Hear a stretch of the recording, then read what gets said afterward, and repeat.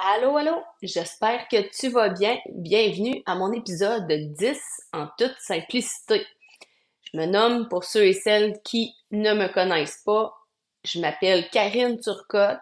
Je suis accompagnatrice holistique depuis presque 20 ans et toiletteuse maintenant depuis 7 ans. Aujourd'hui, je veux tout simplement continuer par rapport avec ce que le dernier épisode dont j'avais parlé avec ma jument, Kira, qui m'a apporté beaucoup de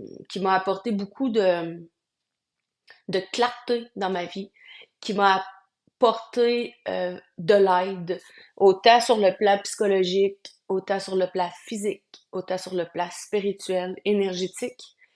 C'était une bête qui, pour moi, a été une très grande sage.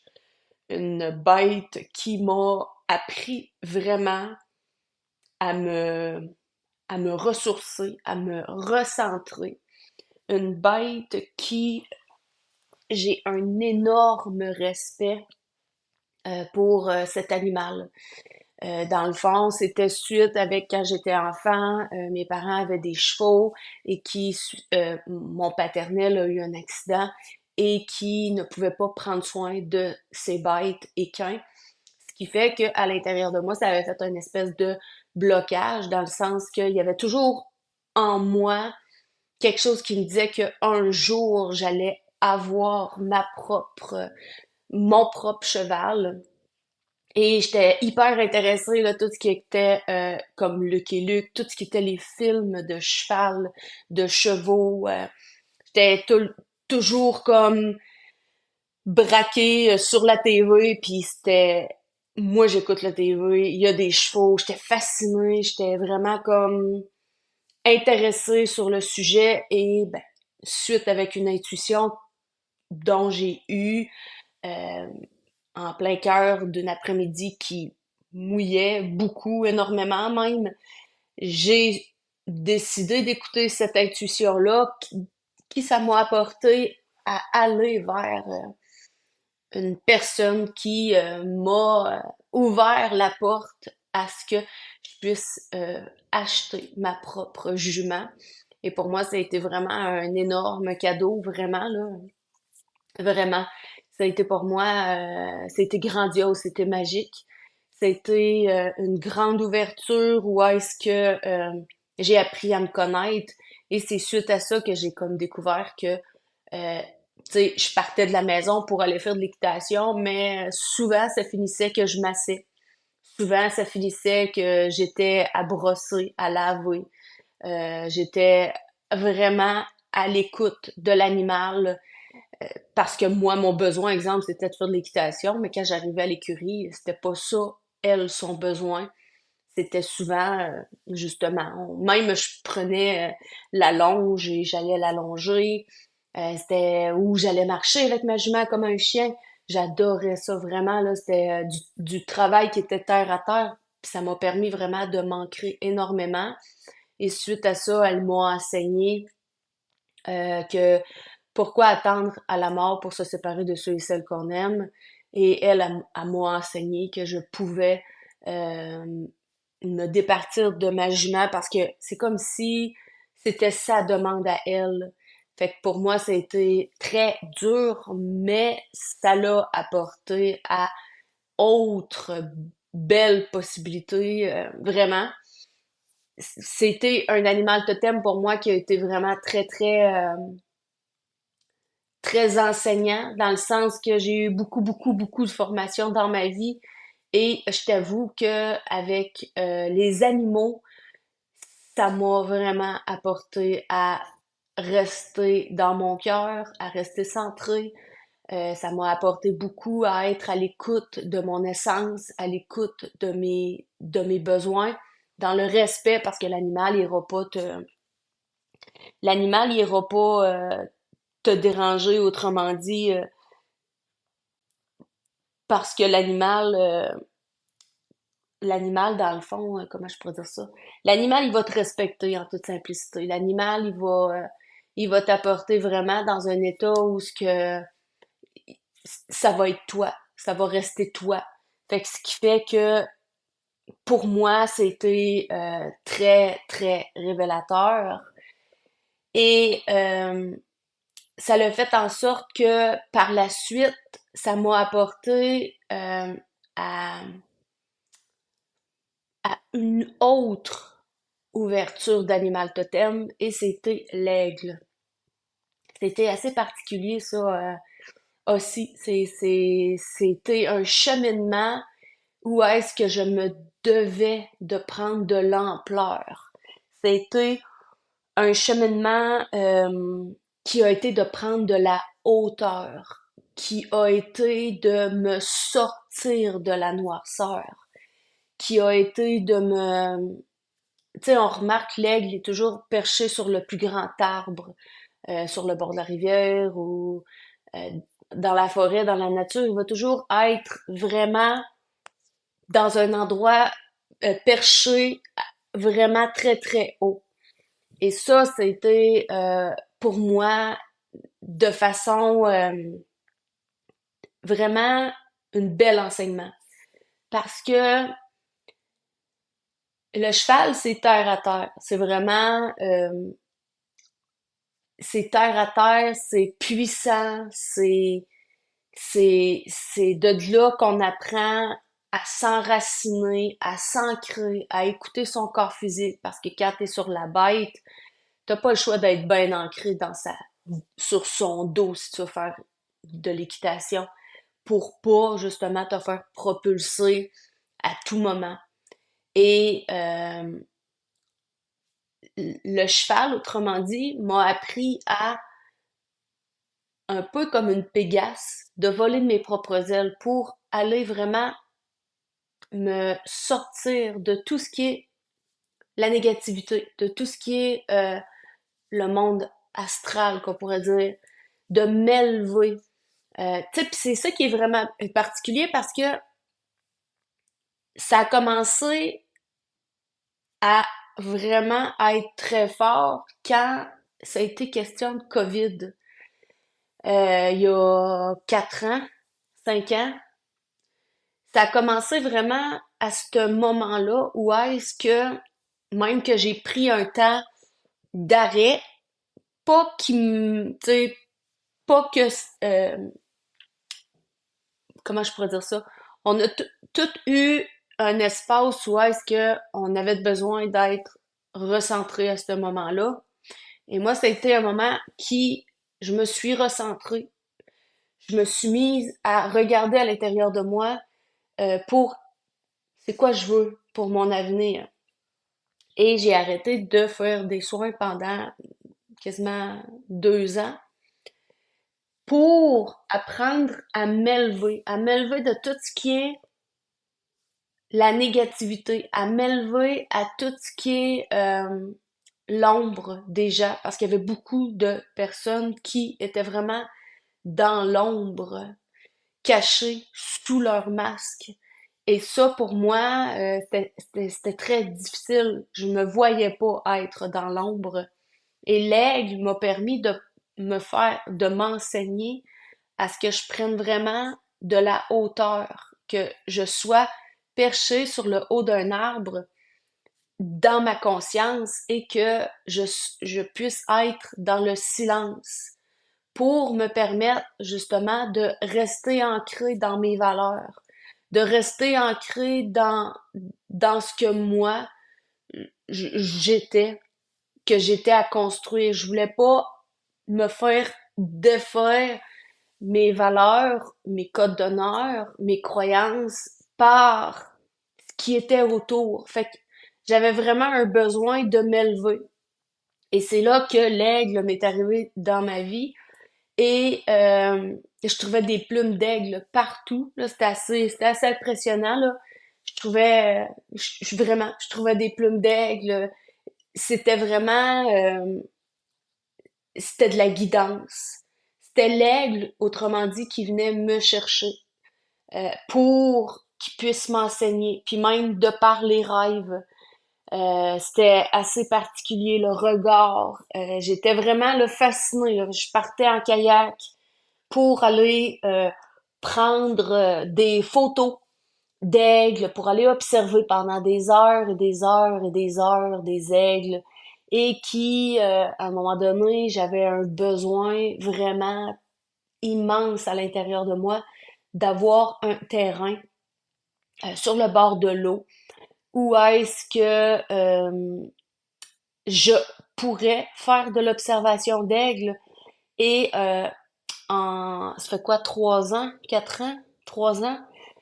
J'ai de la difficulté avec le temps, là. C'est vraiment une question je suis tellement dans le moment présent que pour moi, c'est quand que c'est passé, là. Mais j'avais fait un vision board et j'avais mis un quai et j'avais mis une photo. Dans le fond, c'était une photo, un lac avec un quai, deux chaises rouges. Et je me voyais être sur ce quai-là pour observer les aigles. Et j'avais mis ça vraiment dans mon tableau là, de vision board. Puis pour moi, c'était comme je veux un endroit où est-ce que je vais pouvoir aller prendre mon thé. Vraiment, je suis une personne qui prend du thé. J'adore le thé. Je sais pas si t'aimes le thé, mais moi, c'est vraiment mon gaga. Le thé me rappelle le moment présent. Je sais pas pourquoi. Je prends du thé, je pense, depuis que j'ai l'âge de 15 16 ans. J'aime le thé. Le thé me ramène dans une conscience de t'es ici, maintenant. Pour moi, ça a été vraiment Le thé, c'est réconfortant. Le thé, c'était mon passage de vie avec les enfants aussi. Quand j'avais besoin de temps pour moi, je me faisais un thé. Tu sais, j'en buvais pas 15, là, j'en buvais un ou deux là, par jour, là. Le thé, pour moi, c'est d'aller le boire dehors. Mon thé, pour moi, c'est important de le prendre en toute conscience. Et quand, tu sais, je fais une parenthèse, mais quand, exemple, que je suis un peu stressée ou que ça va vite, mettons, en toilettage, tatati, tatata, je me fais un thé. Et là, quand je bois mon thé, c'est comme mon ancrage. C'est comme mon point d'ancrage de dire, ah ouais, c'est vrai. Quand je bois mon thé, c'est comme quand je suis au soleil, dehors, assis. Je suis bien, je respire, ça fait du bien. C'est chaud, c'est réconfortant.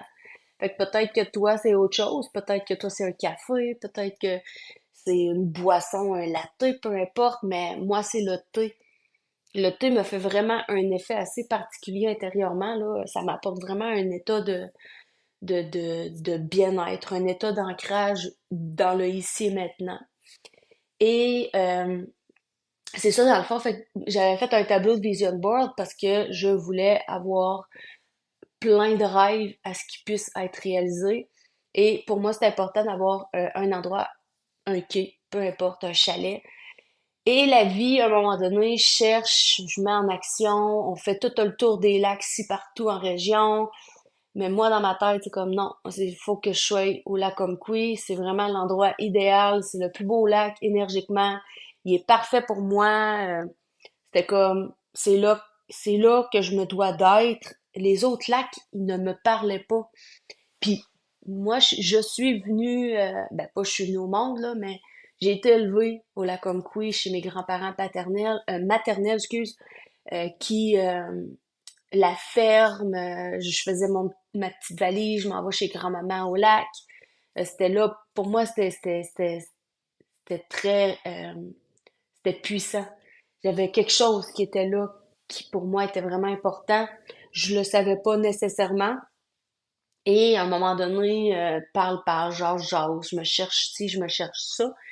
Et je m'en vais carrément chez une esthéticienne et elle me dit, telle personne, je pense qu'elle voudrait peut-être vendre son chalet. Et là, j'ai dit, ok, je le connais, je vais y écrire.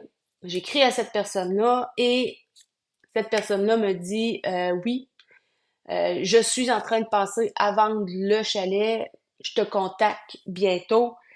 Et j'oublie ça, je laisse ça de côté, je continue. Et là, à un moment donné, je reçois un message de la personne et la personne me dit, Karine, si tu veux, tu peux venir, je vais aller te montrer l'endroit. Et cet endroit-là, c'est ça qui est vraiment particulier parce que quand je travaillais en arpentage, à chaque fois que je rentrais et j'allais dans cette place-là, je sentais qu'il y avait toujours comme une énergie qui était différente. Une énergie où est-ce que Elle était pas comme tout le monde. Ça faisait drôle à l'intérieur de moi. Et là, j'apporte mon paternel avec moi. On s'en va visiter directement le lieu où ce qu'il y a le chalet. Et mon paternel me dit, ben voyons, c'est donc ben drôle, parce qu'il y a une rangée de pins qui sont plantés en forme de L sur le terrain. Et mon paternel me dit, Karine, ça fait genre 47 ans que ces pins sont plantés. OK, pourquoi 47 ans? Il dit, c'est parce que c'est moi qui les ai plantés. OK, c'est vraiment bizarre, là. Là, je dis, ben voyons, tu me niaises. Il dit, non, non, non. Il dit, vraiment, les pins, il dit, c'est moi qui les ai plantés avec un tel. Là, j'étais comme, ben voyons, tu sais. Puis le pin, c'est l'arbre de l'aigle. Il y a comme 20 pins, là. Des gros pins. Puis moi, je suis comme impressionnée par le pain. Je trouve ça beau, je trouve ça puissant. Je te parle, j'ai un pain devant moi directement dans ma salle de soins. Le pain, il me fascine. Il m'apprend beaucoup sur la médecine énergétique. Fait que ce qui fait que je rentre à cet endroit-là, on est sur le terrain et là, tout est comme parfait. Tu sais, pour nous, c'est vraiment l'endroit parfait, pas trop grand, pas trop petit. C'est parfait, parfait. Et ça l'a résulté qu'on a acheté l'endroit. Ensuite de ça, le printemps, parce que là, c'est vrai, on l'a acheté en janvier, février. Suite à ça, il a fallu qu'on fasse, qu'on travaille le terrain. Il a même fallu que on fasse, qu'on détruise le chalet. Pour nous, c'était correct parce que dans le fond, on voulait une autre construction pour l'avenir qui va suivre. Et l'année d'après, parce que là, on avait travaillé extrêmement fort, et là, je pouvais aller faire du kayak, du paddle. C'est là que je découvre qu'il y a deux magnifiques aigles qui, dans une partie sauvage, qui appelle la tête du lac Omqui. Si tu vas sur Google, tu vas sur Google Maps et tu écris Saint-Zenon du Lac-Omqui, tu vas remarquer que le lac est en forme de dame. On l'appelle la dame du lac. Et dans le fond, la partie de la tête, c'est une partie où elle est beaucoup plus sauvage. Et c'est là que les aigles se tiennent.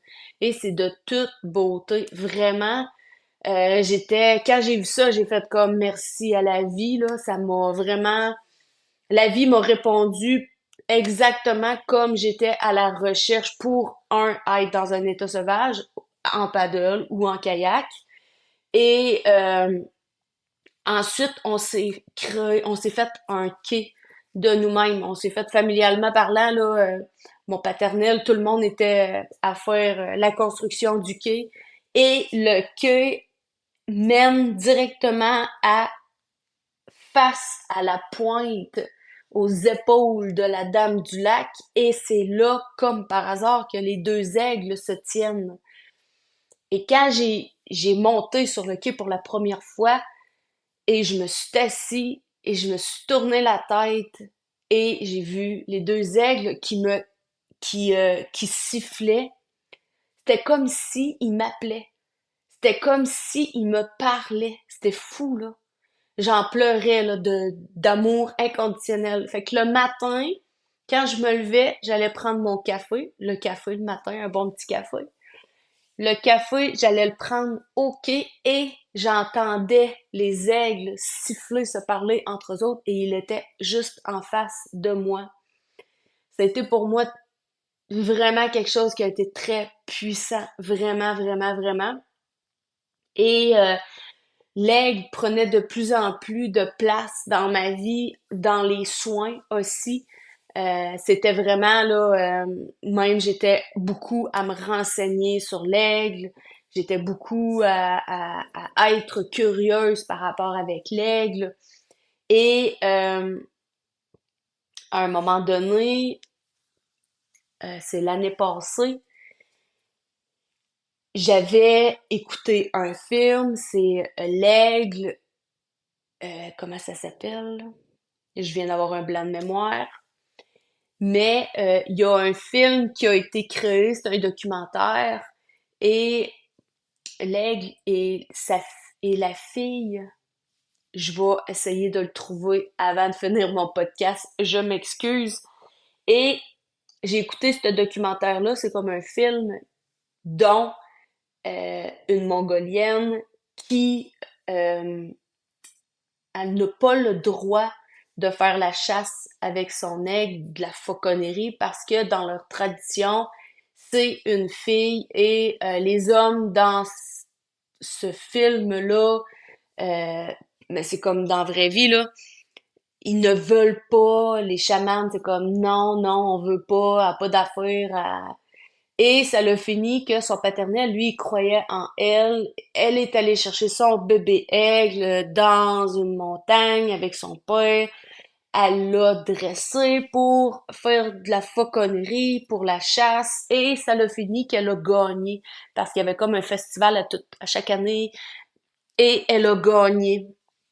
Et ça m'a apporté vraiment quelque chose de particulier parce que à l'intérieur de moi, c'est comme si moi qui tripe sur la vie de en lien avec la Mongolie, et je le sais qu'un jour je vais y aller, quand je le sais pas, mais tout est parfait. Et là, suite avec ce documentaire-là, je me dis non, non, faut que j'aille, faut que je trouve un endroit où est-ce que je vais avoir droit à avoir mon aigle, avoir le droit d'avoir un aigle sur ma main, peu importe, je sais pas. Il y avait quelque chose qu'il fallait que je trouve, il y avait quelque chose qu'il fallait à l'intérieur de moi que j'aille chercher une clé, peu importe, mais il y avait de quoi qui était très fort. Et j'ai, comme par hasard, euh, j'ai tombé sur une page Facebook qui était écrit La Fauconnerie et qui est à 20 minutes de Québec. Et là, il y a que de la magie. Mon chum, dans le fond, faut qu'il aille à sa formation qui est, comme par hasard, à 10 minutes exactement de où est-ce que l'homme Dan permet aux gens d'aller dans sa fauconnerie pour aller voir les espèces d'oiseaux qui s'y trouvent chez lui directement.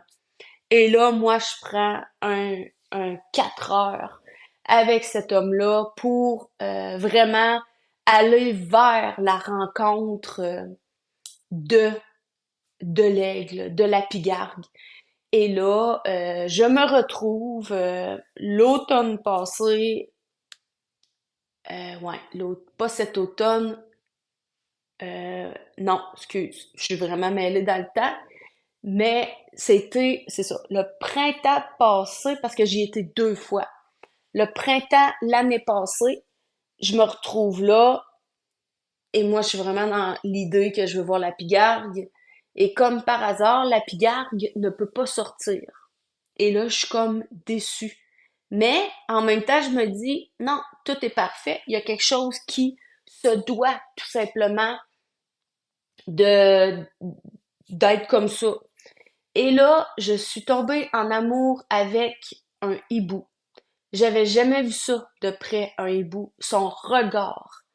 Un regard qui est perçant. Un regard qui est doux, c'est incroyable. Euh, c'est fou. C'est silencieux. La première chose que j'ai vue quand j'ai vu le hibou, c'est un chat. C'est le regard d'un chat. Tu sais, le hibou te regarde, pis c'est comme, moi j'en ai rien à foutre de toi, là. Je suis comme en train de me reposer, là. C'est comme, viens pas me déranger, j'en ai rien à foutre, tu me déranges pas. Je ferai pas ce que tu me demandes, ça me tente pas. Tu sais, pis il cligne des yeux tout doucement, là. Et là, moi, j'ai toujours été beaucoup plus dans la masculinité sacrée, dans le faire, dans l'action. Je suis une fille qui est go, go, go. Je suis vraiment beaucoup plus dans la masculinité sacrée que la féminité sacrée. Et quand je suis en soin, ça me permet vraiment d'aller dans ma féminité sacrée. Ça me fait un bien, vraiment un énorme bien. J'adore aller dans cette essence de féminité sacrée, mais qui au fil des années, je ne me le permettais pas parce que pour moi, c'était une honte. Fait que ce qui fait que le hibou m'a ouvert la porte à être curieuse, à aller vraiment faire des recherches sur le hibou, l'animal totem, tatati, tatata. Et ça m'a apporté à une porte de dire, Karine, il faut que tu prennes soin de toi.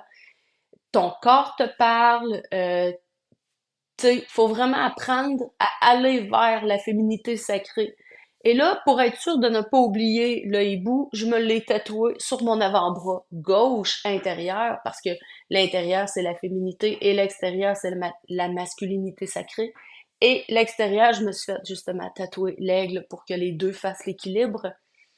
Ça m'a apporté vraiment à ce que l'aigle, quand j'étais en recherche, à aller vers le hibou pour que j'apprenne à équilibrer ma masculinité qui est trop forte. Et là, ça m'a apporté à être curieuse. Ça m'a apporté à lire des livres sur la féminité sacrée. Ça m'a apporté... Et en plus, j'étais en problématique. J'étais en processus depuis mes 40 ans, un processus hormonal où est-ce que j'ai eu beaucoup de dérèglements hormonaux, où est-ce que j'ai eu beaucoup d'hémorragie, même j'en ai fait de l'anémie. C'est pour ça que j'avais pas la force énergiquement de donner, d'offrir des soins, parce que pour moi, c'est quelque chose vraiment irrespectueux. Si je n'ai pas l'énergie, je ne peux pas aider quelqu'un en énergie. Ce qui fait que pour moi, c'était vraiment important d'être dans un état physique où est-ce que j'étais capable d'offrir un soin à la hauteur de ce que je pouvais offrir. Et là, le hibou m'a apporté vraiment à être curieuse, m'a apporté à, c'est ça qui est particulier, parce qu'avec les médecins, avec la naturopathie, l'herboristerie, avec euh, plein d'autres formes de façon de trouver un moyen pour m'aider à me guérir, hormonalement parlant, parce que là, mon corps me disait, hey, Karine, t'es une femme et tu te dois d'écouter ta féminité sacrée, c'est important, tu peux pas gauler comme tu fais tout le temps dans ta masculinité sacrée. Tu sais, c'est ça qui est particulier parce que justement, on vit des moments physiques qui, on n'est pas porté à les écouter, mais moi, mon corps me parlait tellement fort que c'était comme, mais qu'est-ce que tu as à me dire? Mais qu'est-ce que tu as à vouloir exprimer au travers de mes douleurs, au travers de mes souffrances physiques, parce que j'étais menstruée aux 2 semaines, hémorragie par-dessus hémorragie. Et ça l'a fini que, au lieu d'aller me faire souffrir en prenant en essayant de prendre des produits qui, naturellement, marchaient plus ou moins, ben je respectais pas mon corps parce que j'étais pas à l'écoute énergiquement de ce qu'il voulait vraiment exprimer parce que mon corps me disait hey, t'es une femme là. Et quand dans le temps des Amérindiens, la tente rouge, quand la femme, l'Amérindienne était en menstruation, elle prenait son temps pour aller dans la tente, pour aller prendre du temps pour elle dans la créativité. Elle allait faire tout ce qui était de l'artisanat, elle tissait, elle faisait plein de choses. Mais moi, je faisais pas ça. Je brusquais mon corps dans la masculinité sacrée. Vraiment, je le brusquais parce que c'est de cette façon que j'ai été, que je me suis programmée au fil des années. Mais là, mon corps me disait, non, non, il faut que tu te calmes le pompon un peu, là. Et là, ça m'a apporté à vraiment vers l'acupuncture. Fait que ça, l'acupuncture m'a apporté vraiment à un équilibre, mais de douceur. Vraiment, parfaitement. Tout a été réglé grâce à l'acupuncture.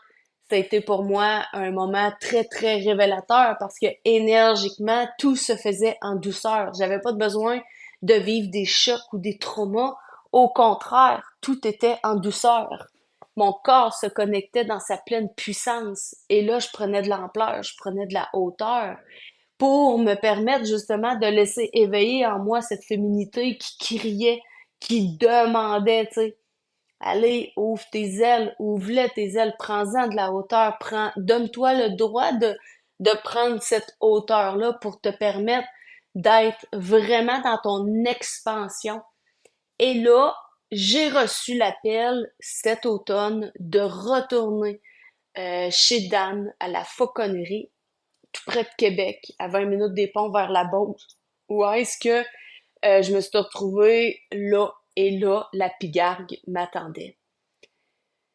J'ai eu un moment de bénédiction, un moment de grâce, un moment où est-ce que tout s'est placé. À l'intérieur de moi, je le sais que dans une vie antérieure, j'ai été une Mongolienne qui vivait en Mongolie, qui avait son cheval et qui avait son aigle et qui faisait la chasse. Et je le sais que je le faisais de façon, entre parenthèses, malhonnête, parce que je n'avais pas le droit de le faire en tant que femme. Fait que c'est pour ça que quand j'écoutais le film, le documentaire, La fille et son aigle, c'est ça, c'est La fille et son aigle, c'est là qui j'ai comme compris parce que je la trouvais donc chanceuse, parce que elle a eu le courage, elle a eu la volonté de se tenir debout devant ces hommes-là. Et c'est là que ça me fait comprendre qu'à l'intérieur de moi, dans cette vie-ci, j'ai eu à faire face à des situations auprès des hommes. Si tu te souviens, l'homme qui m'a sorti du bois quand j'étais en arpentage, il m'a fait peur dans le sens que, mais en même temps, c'était comme ça que ça devait se passer. Tu sais, il y a eu plusieurs situations dans ma vie que les hommes m'ont apporté à ce que, justement, je vive de l'injustice. Ce qui fait que ça m'a, euh, à l'intérieur de moi, ça s'est connecté quand je me suis retrouvée, la pigargue, elle était sur ma main, sur mon bras gauche, et que on était tous les deux au grand vent, et la pigargue mangeait, et elle s'est retournée vers moi. Il s'est passé quelque chose d'inexplicable, il s'est passé quelque chose de magique, de il s'est passé une énergie de connexion, de union avec moi-même. La pigargue, elle a vraiment resté genre 2, 3, 4 minutes sur ma main. C'est beaucoup. Elle était vraiment, elle me regardait, elle mangeait, elle regardait. On était toutes les deux à se regarder, à sentir que, tu sais, en plus, ma main gauche, c'était directement la connexion du cœur. Et là, je me suis mis à avoir, tu sais, je te parle, j'en ai des bâillements, c'est normal. C'est tellement fort et puissant, élevant énergiquement que ça m'en fait bâiller encore parce que c'était pour moi très, très révélateur. C'est l'esprit de l'air. C'était fort parce que j'étais bien ancrée. J'avais l'impression, le sentiment d'avoir tu sais, les pattes de cheval, là, les sabots ancrés, capables d'être bien ancrés pour être dans un état où ce que je pouvais tenir de mon bras cet aigle, cette puissance, cette force, comme un arbre, la même chose, d'être bien ancré, d'être solide, de pas me laisser impressionner par cet aigle, parce que l'aigle, c'est intimidateur. C'est un animal qui intimide autour de lui. C'est un animal où est-ce que, tu sais ça, il peut être, difficile. Ce qui fait que énergiquement, j'ai l'aigle, je suis bien ancrée, prête à accueillir l'énergie. Et j'ai eu des larmes, là, je voulais pas que personne me regarde.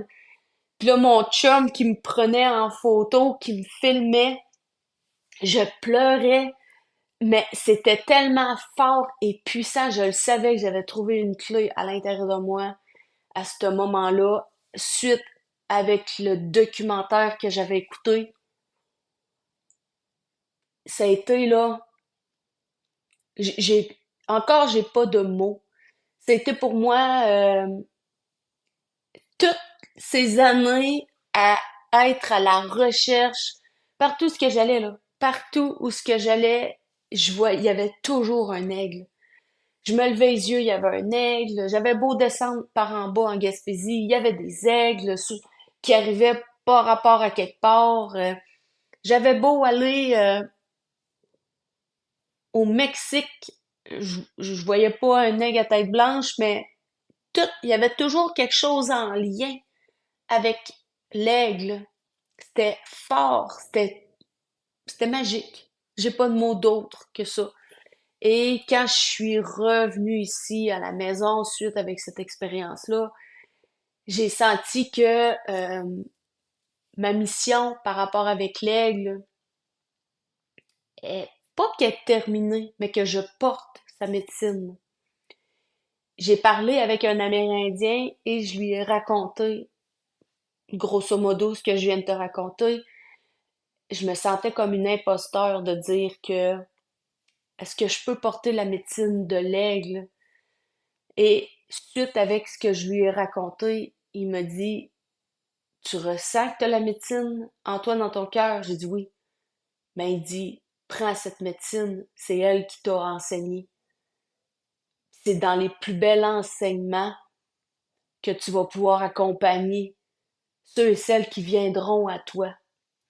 Et ça m'a beaucoup, ça m'a marqué, ça m'a touché, ça m'a ébranlé parce que je me suis sentie comme une imposteur du fait que, justement, tu sais, je suis métisse, euh, moitié amérindienne, québécoise, mais, tu sais, on se donne pas le droit de dire, moi, je porte la médecine de tel animal, peu importe, mais le fait de recevoir l'accord de cet homme-là, ça m'a permis de dire, OK, go, je porte cette médecine de l'aigle parce que c'est vraiment, pour moi, quand je reçois la personne, je l'élève à la hauteur dont elle se doit d'être au lieu de toujours être dans, mettons, visualise que tu sais, comme à terre, de rester dans l'ombre, de tourner en rond, de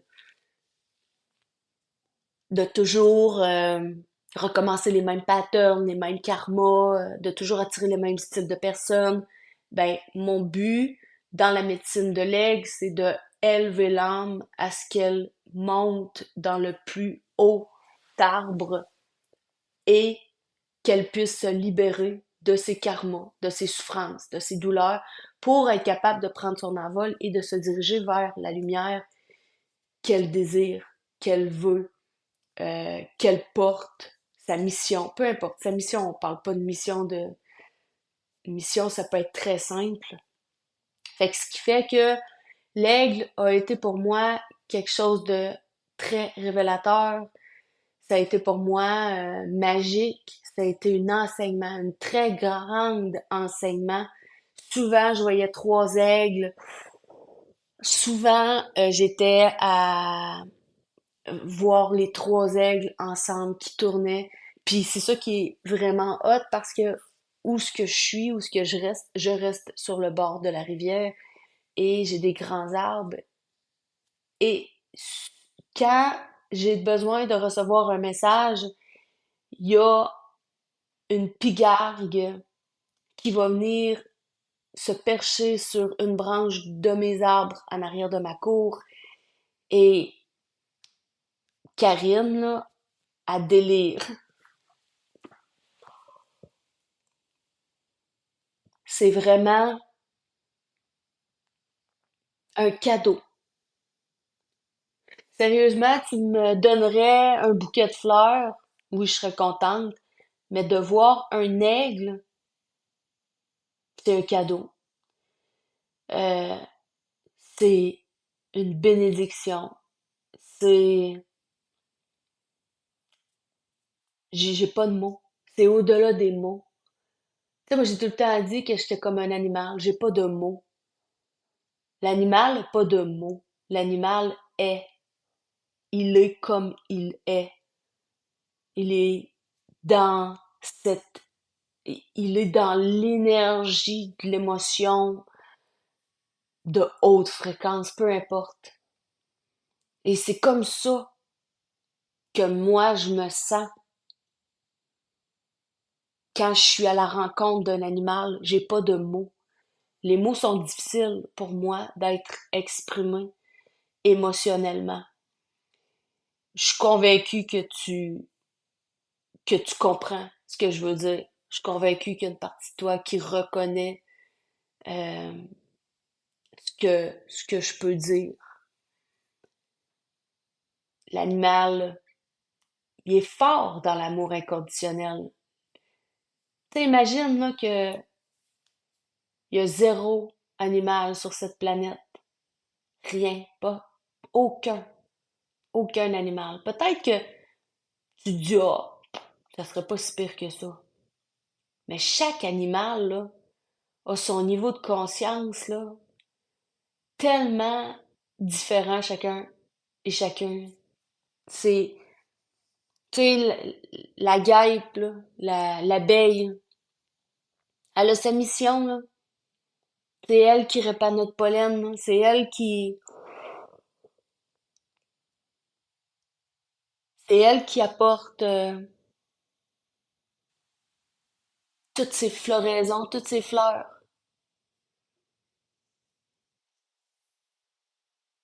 Quand je te parle de ça aujourd'hui, c'est en haute fréquence vibratoire parce que je porte l'aigle. Je suis convaincue qu'en m'écoutant, ça va te faire descendre dans ton cœur, ton mental. Les animaux ont le don de nous descendre dans notre cœur, l'intelligence du cœur. Le cœur a son propre cerveau, d'après les scientifiques. Et quand on bâille, c'est la libération de l'esprit. On va chercher cet oxygène pour descendre à l'intérieur de soi. Et quand on travaille en énergie, on s'élève par la voie du cœur. Et aujourd'hui, j'avais cette intuition que je devais continuer de parler avec l'énergie de l'aigle pour te permettre justement de te recentrer dans ton cœur. Pour que par les jours qui vont suivre, par les semaines qui vont suivre, que tu puisses observer avec la vie quel serait l'animal totem qui pourrait me guider de son vivant pour que je puisse grandir auprès de cet animal-là pour qu'il puisse me suivre. Tu sais, c'est fou pareil parce qu'on paye des centaines, des milliers de sous pour se faire suivre par psychologue, euh, n'importe, thérapeute. Mais on dirait que quand c'est trop simple, ça nous fait peur. On dirait que c'est comme pas assez concret. C'est comme si on se dit, tu sais, le chien ou le cheval ou l'aigle ou ci ou ça, bof, il nous apprendra pas grand-chose, tu sais. Il y a rien à nous apprendre. Mais c'est pas vrai. Il y a pas mal plus à nous apprendre que nous pouvons y penser. Tu sais, l'animal, il nous enseigne que, tu sais, t'as-tu déjà vu un petit oiseau avec un sac à dos sur le dos pour traîner ses graines? Non. Il a toujours été à l'écoute de son intuition. T'as-tu déjà vu, justement, un cheval manquer de nourriture? Même s'il se retrouve dans un état naturel, il va se trouver à manger quand même, parce qu'il va écouter son intuition. Même qu'il va boire de l'eau dans un ruisseau, que il va te montrer que tu peux même boire cette eau-là parce qu'elle est pure. S'il la boit pas, c'est parce qu'il sait qu'elle est pas bonne, cette eau. Il y a quelque chose. Tu ne bois pas cette eau si le cheval ne boit pas dans cette eau. Ce qui fait que l'animal a une intelligence, a une intuition. Et notre intuition, nous, en tant qu'humains, en tant qu'animal que nous étions, on la perd au fil des années, on la perd au fil des siècles. On l'a perdue. Et c'est à nous de se reconnecter avec cette intuition-là pour permettre justement à ce qu'on puisse vraiment être à la rencontre en tout respect envers son propre être. Ce qui fait que moi, ça a toujours été les animaux qui m'ont enseigné. Toujours. Que ce soit les chats, que ce soit les chevals, les chiens, les chevaux, excuse, les chiens, les aigles, les baleines, les dauphins, les tortues, euh, mais j'en ai plein d'autres qui ont toutes été des grands thérapeutes pour moi dans l'amour inconditionnel parce que ça m'apportait à être curieuse. Je te dis juste de l'essayer. Avec ce que tu as reçu, en écoutant ce que je t'ai dit aujourd'hui, prends le temps de te poser la question, quel animal serait mon enseignant? Et laisse la vie faire son œuvre. La vie va te guider. Ça se peut que ça soit une coccinelle, une mouche.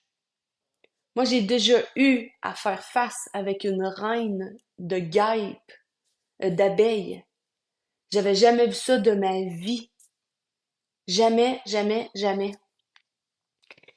Et c'est assez particulier. Je t'en parle. euh, la guêpe, elle avait fait un nid dans notre salage, dans notre brique de maison. Et le nid adonnait que les guêpes sortaient dans le garde-robe de notre sous-sol, de notre demi-sous-sol, où est notre chambre. Et mon conjoint, mon chum, a extrêmement peur des guêpes parce que son paternel est allergique à ça.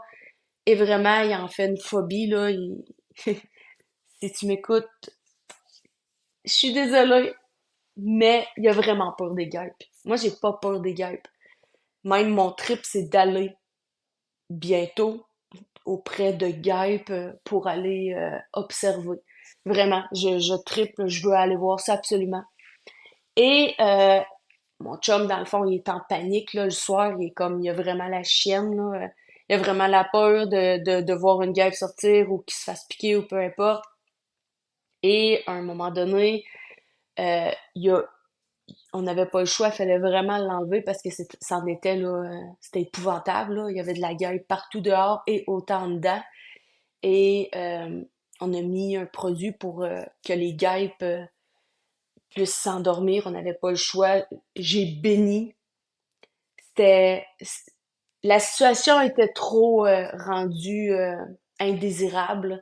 Je priais, je mettais des fleurs pour me faire pardonner parce que pour moi c'était comme je suis désolée, en plus c'était comme en fin d'été, je me sentais vraiment mal à l'aise et à un moment donné, il y a eu la guêpe, la reine que j'ai j'ai eu à faire face. Elle a sorti dans ma chambre et mon chum dans le fond là, il était en furie, là, il était en fureur, il était en panique, il était dans tous ses états.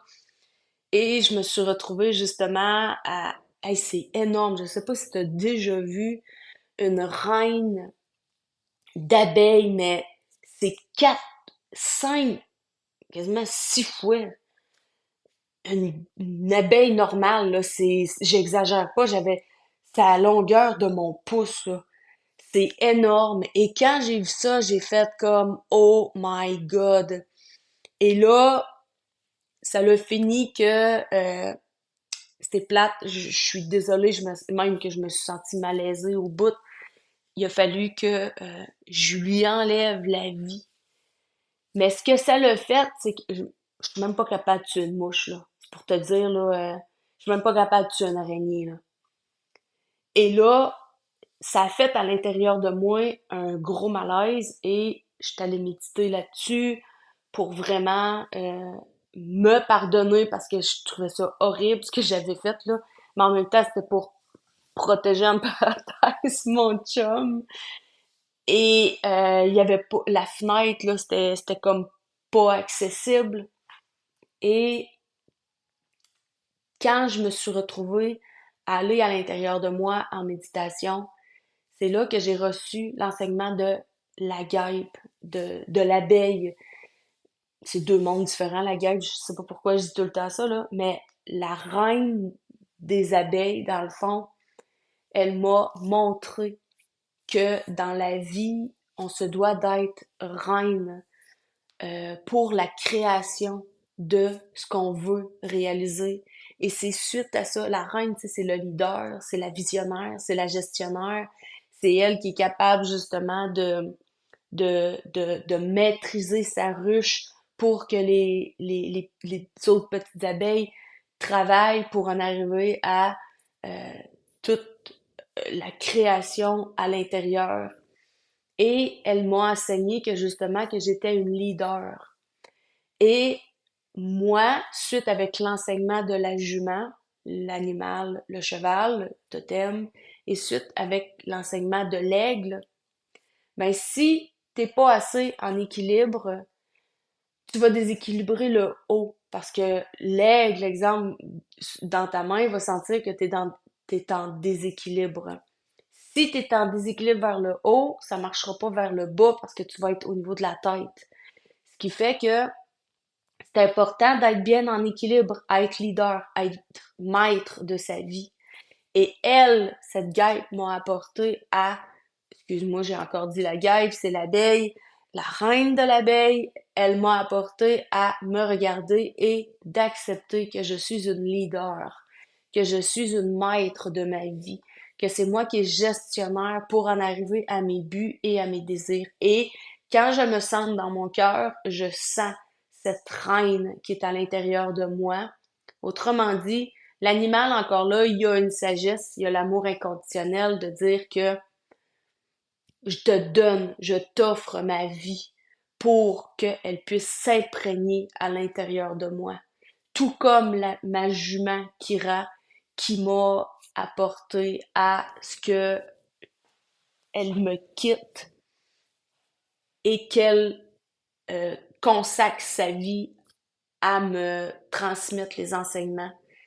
Ce qui fait qu'à l'intérieur de moi, ça m'a apporté vraiment à le cheval, la reine des abeilles et à l'aigle pour être en équilibre mes jambes, mon cœur et au niveau de la tête, au niveau de ma huitième, mon septième chakra, excuse, au niveau de la couronne. Fait que ça l'a apporté vraiment à cet enseignement à l'intérieur de moi de prendre position ici sur cette terre.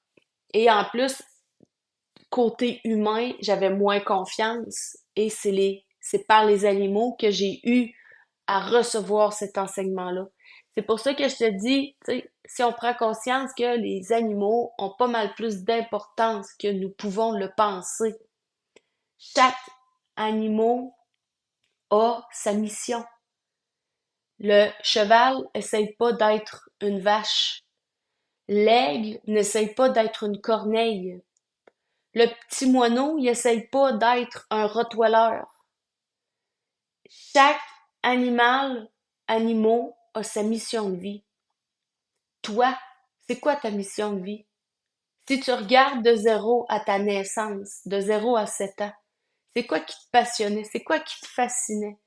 C'est quoi qui te faisait triper à l'intérieur de toi? C'est quoi qui te faisait vraiment intérieurement, ça t'amusait?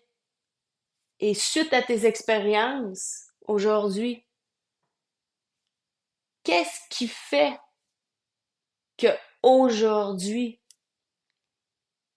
tu es qui tu es? Demande, demande-le d'être enseigné par un animal. Si tu le trouves, écris-moi en commentaire, écris-moi euh, Va sur Messenger, écris-moi, dictaphone-moi s'il faut. Ça va me faire plaisir de t'écouter. Des fois, on cherche des immenses missions de vie, mais qu'en réalité, le chien, ce qu'il fait, c'est de nous apporter l'amour, c'est de nous apporter dans notre foyer plein d'amour inconditionnel quand on arrive. C'est de nous apporter vraiment nous recentrer. Les chats nous apportent à rester centrés, rester à l'écoute, rester vraiment à l'écoute. Chaque animal a sa mission. Toi, c'est quoi ta mission? Elle est simple, ta mission. Tu la portes dans ton âme. Elle est simple. Ça sert à rien que t'ailles te faire tirer aux cartes. Ça sert à rien que t'ailles voir mille et une personnes. C'est toi qui l'as dans ton cœur. C'est toi qui portes ta mission dans ton cœur. Tout simplement. Et c'est ce qui fait que ton histoire, elle est importante dans ta vie. Tu sais, les podcasts que je fais, c'est pour que tu puisses prendre conscience qu'il n'y a pas de honte avec ce que tu as vécu. C'est ton histoire. Ton histoire fait de toi qui tu es aujourd'hui. C'est ça qui est merveilleux. C'est ce qui fait qu'aujourd'hui, en faisant la création des podcasts, c'est pour que tu comprennes que je le dis en toute vulnérabilité, j'ai plus de honte parce que ça fait de moi qui je suis. Ça fait de moi une personne qui n'est pas méchante, qui n'est pas un démon. Ça fait de moi une personne qui, au contraire, je veux que les gens soient bien autour de moi. Je veux que les animaux soient bien autour de moi. Je fais confiance. Je me fais confiance parce que je sais qui je suis. J'ai tellement été à travailler sur qui je suis que je sais maintenant mes valeurs, mes croyances, mes codes d'honneur. Je le sais ce que je vaux, je le sais ce que je veux. Et je sais que c'est un travail continuel. Dans 10 ans de titre, ça va être différent. Mais c'est parce qu'on évolue, on change. Je te remercie encore une fois de m'avoir écouté. Vraiment, ça me touche de te lire euh, en Messenger quand tu prends le temps de me dictaphoner. Vraiment, ça me touche. Vraiment, j'adore faire des podcasts. Ça me permet vraiment d'exprimer ce que j'ai à dire en toute honnêteté, en toute vulnérabilité, vraiment. Si ça peut t'inspirer, moi, ça me rend heureuse. Vraiment. Hier encore, j'ai eu un super de beau commentaire qui disait que, elle m'écoutait à tous les dimanches religieusement. C'était comme sa petite messe du dimanche. Ça me touche parce que je me dis que tu prends du temps pour moi, puis c'est comme tu prenais du temps pour mieux me connaître, mais sérieusement, j'en suis vraiment très reconnaissante. Vraiment, vraiment, vraiment merci. C'est au-delà de ce que je pouvais penser par rapport avec l'écoute de mes podcasts. Vraiment, je te remercie. Si cet épisode t'a inspiré ou t'as pensé à quelqu'un ou quoi que ce soit, gêne-toi pas, partage. Envoie à cette personne pour qu'elle écoute, tout simplement. Fait que je te souhaite peut-être un bon matin, un bon dimanche. Je te souhaite peut-être une belle après-midi, une belle soirée, une belle balade en auto. Je te remercie vraiment. Je te souhaite une belle continuité et à la prochaine. Bye bye.